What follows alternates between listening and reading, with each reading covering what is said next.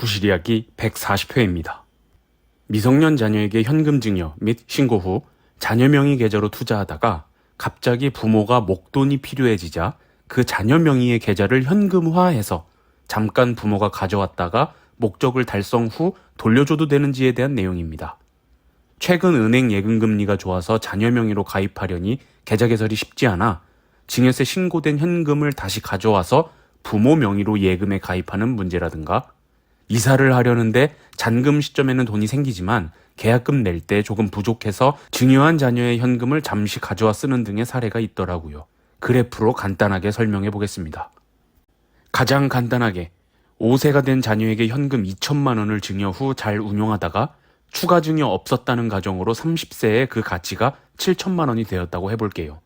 사전 증여가 이토록 좋은 이유는 25년 전 부모가 직접 2천만 원을 잘 불려서 30에 7천만 원을 증여하면 증여세가 나올 텐데, 자녀에게 조기에 증여하고 자녀 명의로만 쭉 투자를 잘해서 7천만 원이 되면 가치 증가분 5천만 원은 추가 증여세가 없기 때문입니다. 자녀에게 향후 자금 출처의 문제가 불거질 때 5세에 2천만 원 받은 걸로 타인과 자금이 오고 가는 것 없이 온전히 자녀 명의로만 운용해서 30세에 7천만 원이 된 흐름만 보여주면 되니까 아주 명쾌합니다. 사례 변형 1. 15세에 3천만 원의 가치가 되었을 때 잠시 돈이 필요해서 이를 부모 명의로 가져왔다가 1년 사용하고 그대로 자녀에게 재입금한 후 30에 7천만 원이 된 사례를 보겠습니다. 자녀의 자금 출처를 보려면 2천만 원이 곧장 7천만 원이 되는 흐름만 보여주면 끝났는데, 보시는 그림과 같이 중간에 단절 지점이 발생합니다. 하나의 연속된 흐름으로 본다면야 3천만 원 나갔다가 1년 후 3천만 원 다시 들어왔고, 중간 과정을 생략하더라도 핵심은 5세에 증여한 2천만 원이 30세에 7천만 원이 되었다는 사실은 변함없으니까 뭐하러 걱정하냐 싶을 수 있습니다.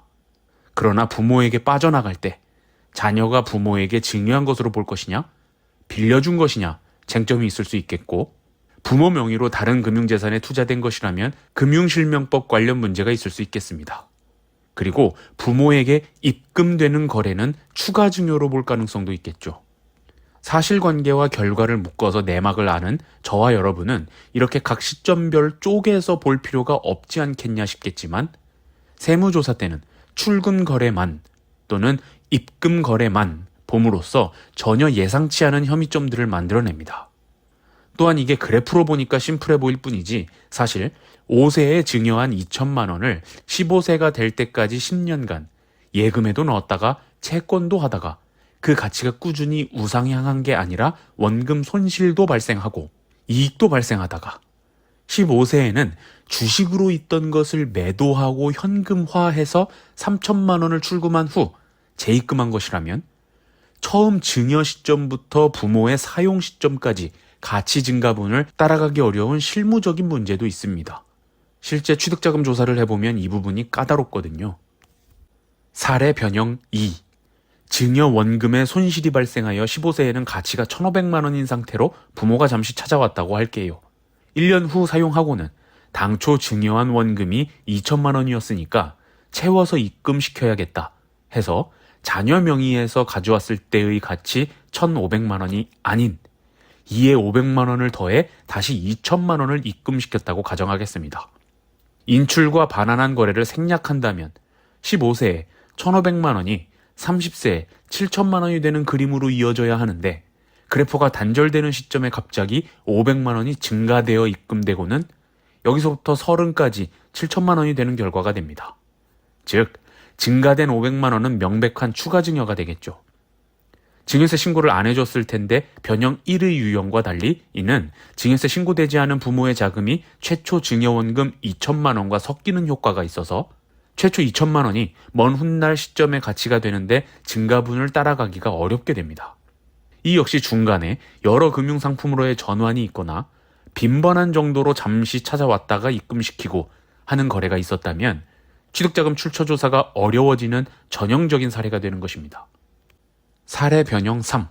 15세 시점의 가치가 3천만 원이 되었고 수익률 좋은 다른 금융상품으로 갈아타려니 자녀 명의로 신규 가입이 안 되어 부모 명의로 가입하고 500만 원의 수익이 발생 후 당초 인출한 3천만 원에 부모 명의에서 발생한 수익 500만 원을 더해 총 3,500만 원을 재입금시키는 사례입니다. 원금보다 더 입금을 시켰으니 유형 2와 동일한 문제가 있죠. 허나 이 변형 3은 다른 세법 시각으로 나중에 자녀의 자금 출처를 밝힐 때 이 500만 원만큼 추가 증여 혐의로 증여세가 추징되면 억울할 테니까 자녀 명의로 좋은 금융상품에 가입할 수 없어서 부모 명의만 빌려 투자한 것이니 수익 500만 원은 사실상 자녀 고유의 가치 증가분이다 라면서 증여 문제가 없다는 주장을 할 수 있겠습니다. 그러나 수익에 대한 원천징수가 당연히 부모 명의로 이루어졌을 거고 이를 수정하여 자녀 명의로 원천징수하지는 않았을 것인 점, 자금의 실소유자와 명의자가 다른 문제를 삼을 수 있는 것인 점 등 반대의 의견에 부딪힐 수 있습니다. 수익 발생분이 500만 원이니까 간단해 보이지 끝에 0이 하나 더 붙으면 소명하기 쉽지 않아지는 유형이 되겠어요.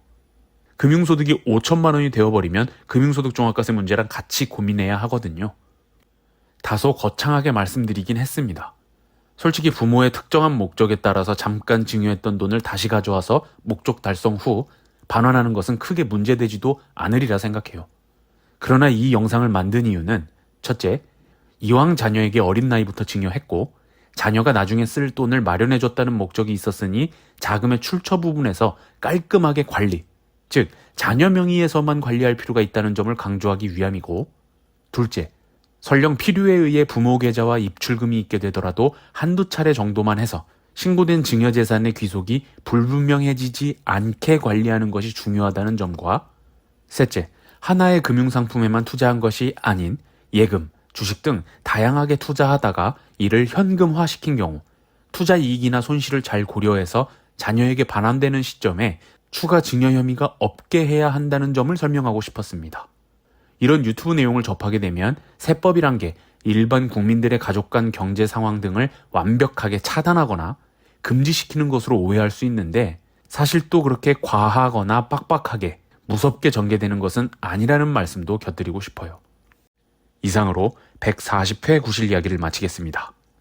감사합니다.